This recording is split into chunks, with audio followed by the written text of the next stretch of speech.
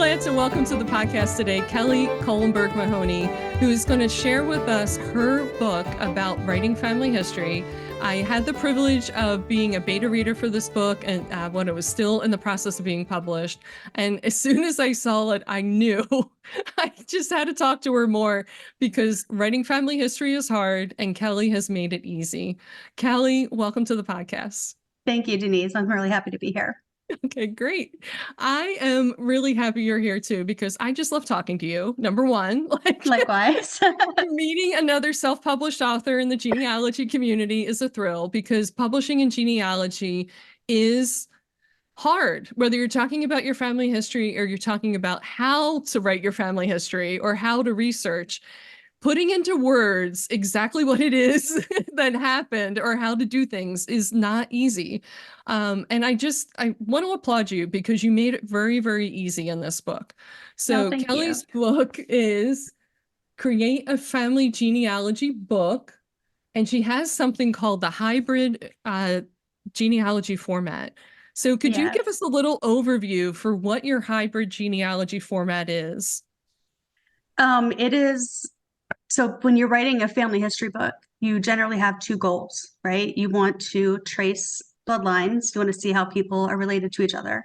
And the others, you want to tell their story. And I wanted to do both when I was writing my family history, and it was almost impossible. Like how, when you have these stories and you have pictures, but then you're trying to trace bloodlines, it was like, this is impossible. And so I spent a few years like tinkering and okay, there's got to be a way to do this. And so I finally developed a method that an organizational format that you can do both, and it's possible to do both. And so in my book, it lays out, it is just a step-by-step. You start with your family tree and you start formatting and you start organizing. And if you just go step by step, and it's like, okay, yeah, this can be done. It can be done. So that's the hybrid, is tracing bloodlines and telling story and pictures and all of that together.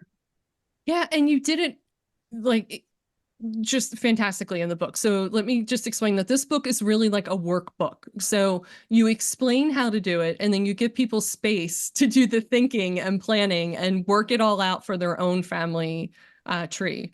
So how how long, I do have to ask, how long did it take you to write this book about writing family history? So it was supposed to be a 20-page, like, hey, here you can do this. And it turned into a year of, oh, I should add this. Oh, I should put that in there. Yeah. So it was almost a year of, yeah, like wanting to get everything that I wanted in there, not just how to do it, but other stuff in addition to that, how to add to your story and all of that. And so I'm like, if I'm going to do this, I want to do it right. So about a year. Yeah. Yeah. Oh, that's fantastic. I would assumed it took you longer. So I think a year's pretty good. Like, because there's a lot in here.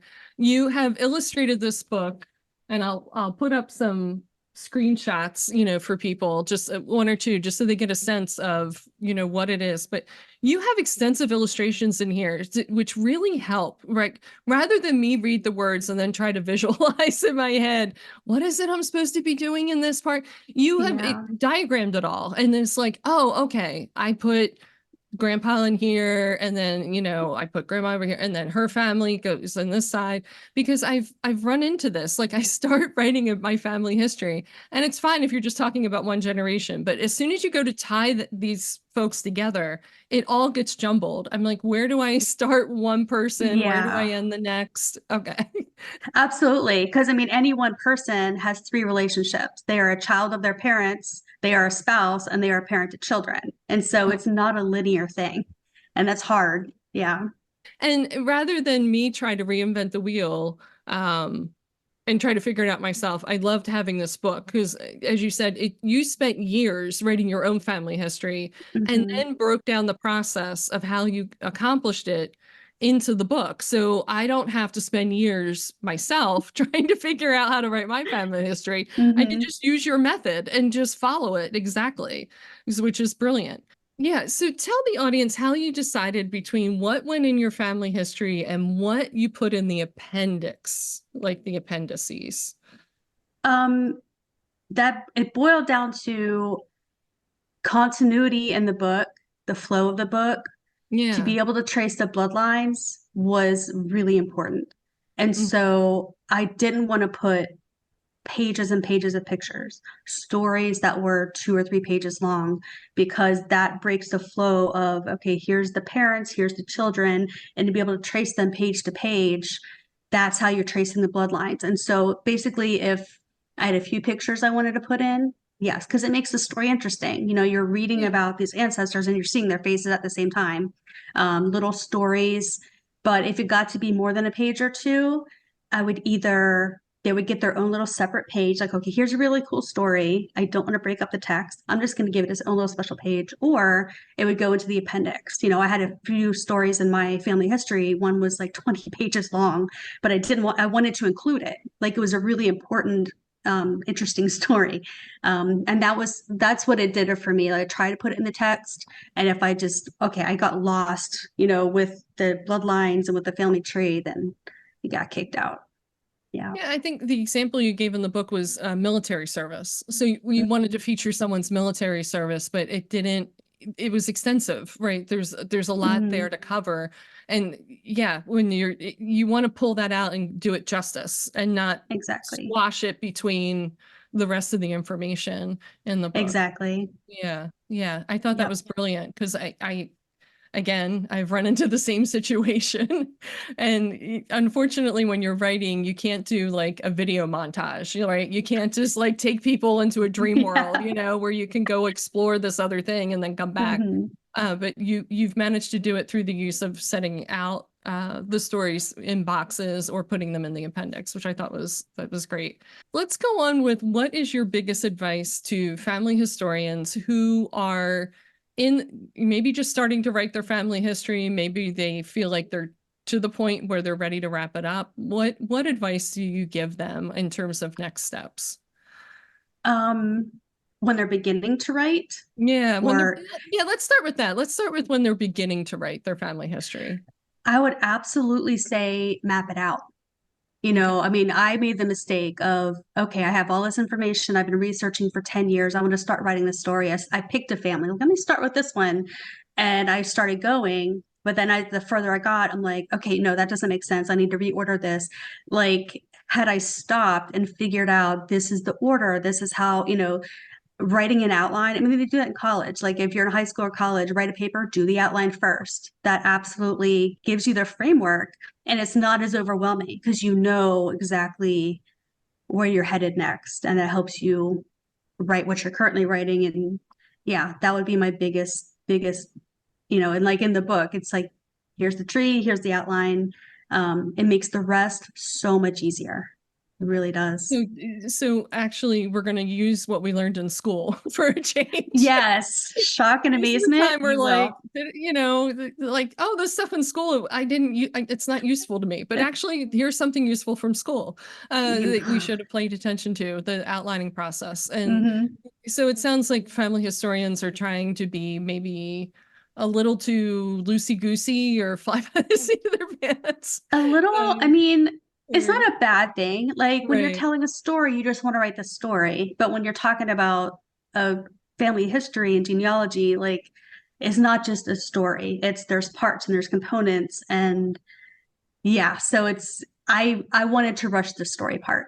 I'm like, I have all these great it's pictures and information. I just want to get that down, but I realized I wasted a lot of time by trying to do that first before I decided how I was going to format the book.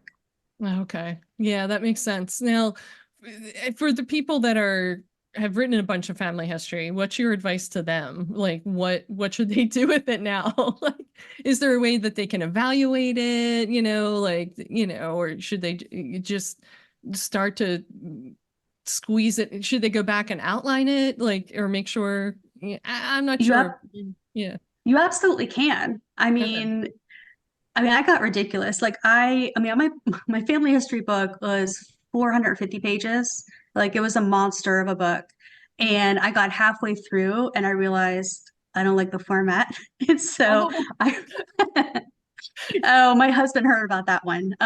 Yeah, I went back and it's like, if I'm gonna do it, I want to do it right. And so I went back, and I mean, that's the benefit of doing it on a computer, and you can just, move things around. And that's what I would do. Like, look at what you have and say, does this make sense? Is it telling the story that I want to tell?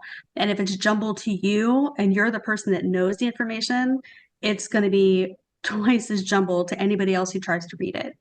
So don't be afraid to just start over. Don't be afraid to take it and move things around for it to make sense. Wow, that's wonderful. I like your perspective of telling the story you want to tell. Make sure that you're telling a story you want to tell.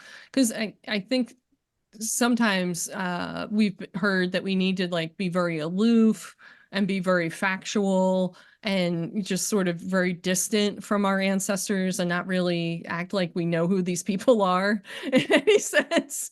And I'm kind of, I've kind of changed my opinion on that.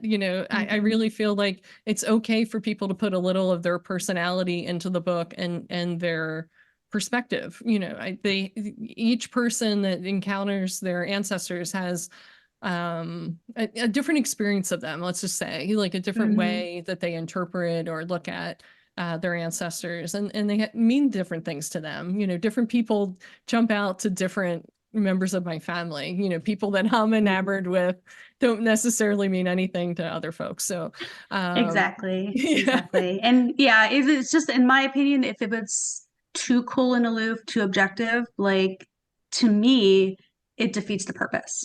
Yeah. Like, you want the facts, you want all that, but like, they're people. They lived lives. Like, they weren't just words on a page. And that's kind of what I wanted to put forth when my book is like, yes, here's all the factual information, but these were our people and they like went through struggles and they had joys, they had sorrow. Like, to add as much as that as I could, like, that's the interesting part to me, the humanity of it, not just here's when they were born, here's when they died. Yeah. Yeah. It's more than that, at least to me. I love it. I love it. So, what parting thoughts do you want to leave folks in terms of writing their family history and using your hybrid genealogy format? I think the biggest thing, at least for me, is you have the opportunity to give such a gift. I mean, the reason I did my family history book is I was the keeper of the lore. I was the one that was always interested in stuff. I had all the pictures. I did all the research. And if I did nothing with it, it'd be gone. And so that was a huge driver for me. And so even if you can just get a little bit down, just even if you don't do the whole, bloodlines and family tree, just the stories, just the pictures, get something to share it with other family members that would be interested. And that's the biggest thing, is just getting it. And if you want to do something like that and it's overwhelming, and it is overwhelming, my book would absolutely help you narrow things down and organize things. You could do an extremely difficult book using my book, or you can do a simple one. But like you've said with your stuff, just do something, just get something on paper and you won't regret it. Like, you'll be happy to have something to share. Absolutely, 100%. I love everything you just said. And I totally agree. It doesn't have to be 450 pages. It can be 4 pages. Like, just write something, and you can start assembling your family history using the book. So this is the book again. Whoop. Create a Family Genealogy book by Kelly Kohlenberg Mahoney. And how can people get in touch with you and find the book, most importantly? It is on Amazon. And then my website is hybridgenealogy.com. Oh, excellent. Hybridgenealogy.com. Very simple. I love it. Very simple. Yeah. Sticking with your theme. I think that's important. I tried. All right. Thanks, Kelly, for talking to us, giving us an intro to the book. I hope people check the book out and stop frustrating themselves and writing their genealogy so that they can go from written to published, because that's our goal. We want to get it done and in people's hands. So thank you again for being on the podcast. Thank you so much for having me. I appreciate it.